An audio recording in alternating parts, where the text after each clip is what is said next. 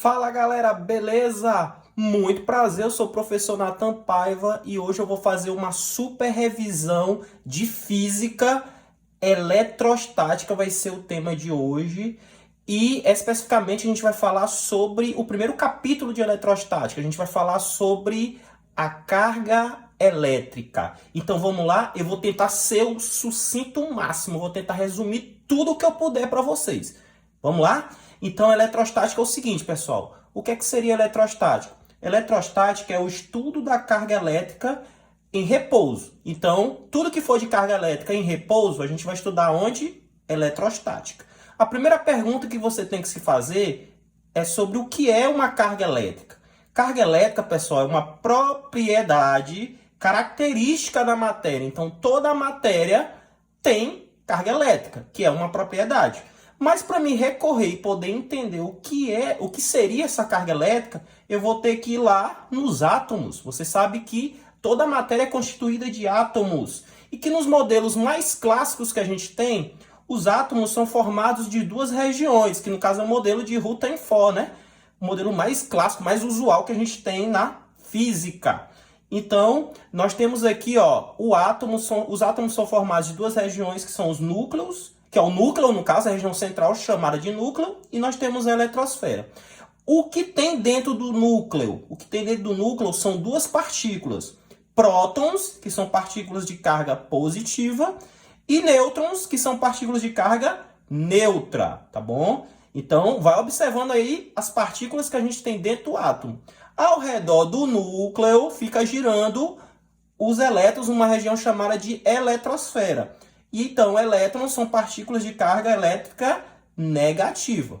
Então, somando essas três partículas aqui, para a física clássica, a gente chama elas de partículas elementares. Mas aí você vai dizer assim, ah, Nathan, mas eu sei que existem partículas menores que elas. Beleza, mas lembra que eu estou te falando que a gente está estudando física clássica? A eletricidade pertence à física clássica. E para todos os estudos elétricos, basta a gente saber da existência dessas três partículas aqui que a gente já consegue desenrolar tudo. Beleza? Vamos lá. Então, as partículas elementares, na verdade, elas têm uma carga, né? Um valor de carga associado a elas, que a gente chama de carga elementar, que a gente vai representar pela letra Ezinho. Você tem que saber duas coisas da carga elementar. Você tem que saber que a carga elementar ela vai ter este valorzinho aqui, ó, 1,6 vezes 10 a menos 19 C. O que é esse C? C é o Coulomb. Coulomb é a unidade de carga elétrica no sistema internacional. Outra coisa que você também precisa saber da carga. A carga elétrica, pessoal, já que eu já associei um valor para ela, pois agora a gente pode separar os tipos de partícula. Se eu tenho prótons, significa que os prótons têm carga elétrica de 1,6 vezes 10 a menos 19 coulombs. E no caso, é positiva a carga dessas partículas, lembra? E no caso dos elétrons, os elétrons apresentam o mesmo valor em módulo, 1,6 vezes 10 a menos 19 coulombs, onde é menos, né? Seriam negativas, né, as partículas. A partícula é negativa, né, o sinal dela. E o nêutron, a gente já sabe que o nêutron são partículas de carga neutra. Você com certeza já ouviu falar que os átomos, né, são eletricamente neutros, exatamente. Porque a quantidade de carga positiva tem que ser igual à quantidade de carga negativa e aí ele se anula eletricamente, beleza?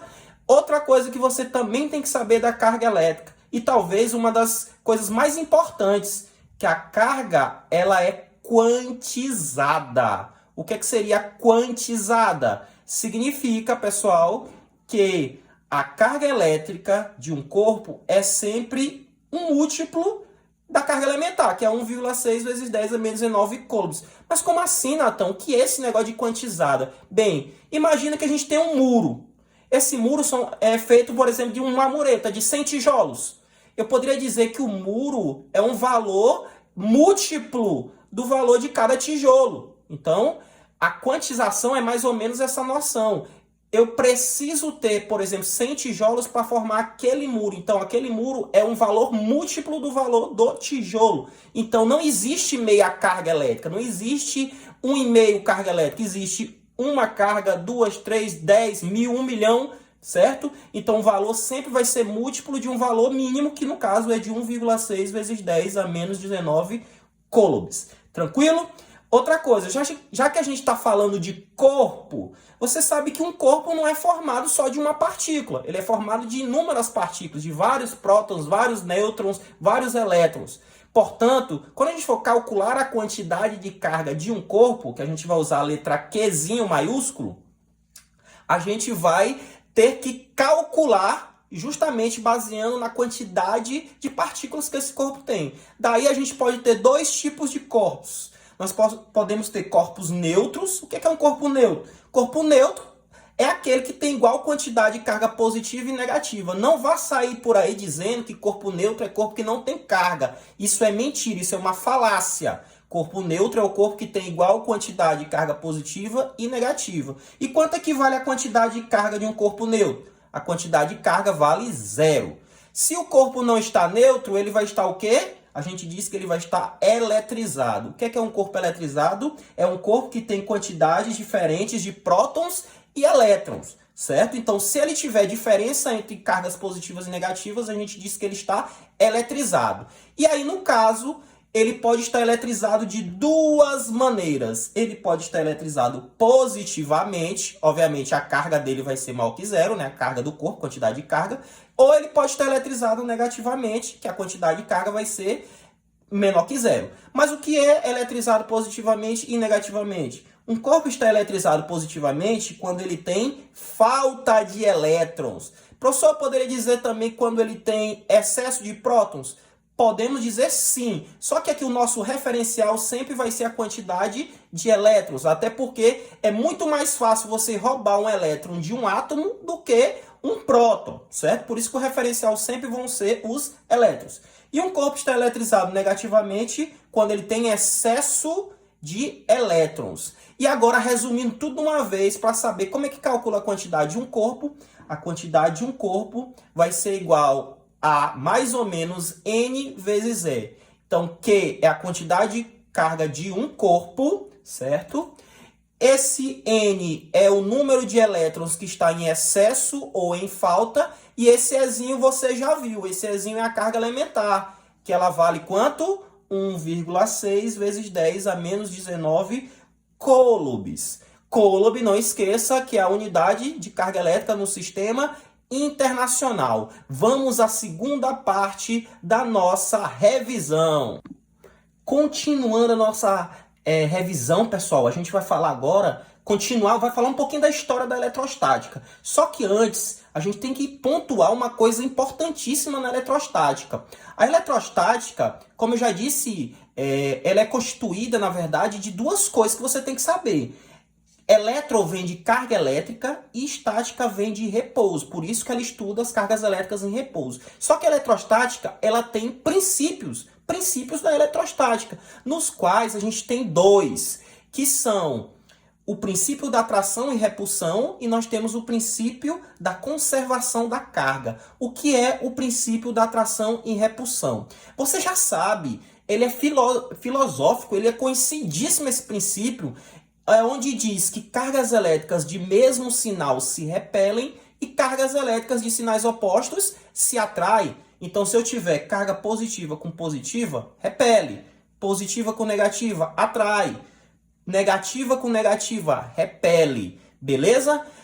Segundo princípio, o princípio da conservação da carga. O princípio da conservação da carga, pessoal, é o seguinte. Em um sistema isolado, a soma algébrica das cargas elétricas é constante. Como assim, Natan? Se você pegar, querido, a quantidade de carga positiva que você tem no sistema e somar com a quantidade de carga negativa, o antes e o depois tem que ser igual no saldo. Quer dizer que carga não se perde, carga não se cria, certo? E quando você diz assim, mas eu não sei o que é um sistema isolado. Bem, um sistema é isolado eletricamente quando carga não entra e carga não sai do sistema, certo? Resumindo, são os dois princípios que a gente tem na eletrostática. Como eu disse, a gente vai falar um pouquinho também da história, né? Essa questão da eletricidade, pessoal, na verdade, os primeiros fenômenos que foram observados foram na Grécia Antiga, certo? Na Grécia Antiga existia uma pedra que era muito interessante. Ela tinha uma propriedade muito interessante. Essa pedra a gente chama ela de âmbar, certo? O âmbar nada mais era do que uma resina fossilizada. O que é que os gregos observavam? Que quando a gente atritava o âmbar com pele de animal, por exemplo, o âmbar tinha a propriedade de atrair pequenos objetos, como pedaços de palha. E aí o que foi observado nisso? Era muito intrigante, né, saber que você atritava uma pedra e essa pedra começava a atrair outros objetos. Na verdade, o que a gente estava submetendo, o que os gregos faziam, era um atrito, uma eletrização por atrito. Ou seja, é deixar um corpo que estava neutro, transformá-lo em eletrizado. E tem 3 maneiras de você conseguir fazer isso, que são as maneiras mais básicas que tem, que são os processos de eletrização, que são eles atrito, contato e indução, e é isso que a gente vai ver agora. O que é que eu entendo por eletrização por atrito? Vamos lá, imagina dois corpos inicialmente de materiais diferentes. Você vai pegar os 2 corpos e você vai atritar um no outro, beleza? Quando você vai atritar um no outro, vai passar carga de um para o outro, ou seja, vai se movimentar elétrons. Então, nesse caso, os corpos adquirem cargas iguais, certo? Só que de sentidos contrários, beleza?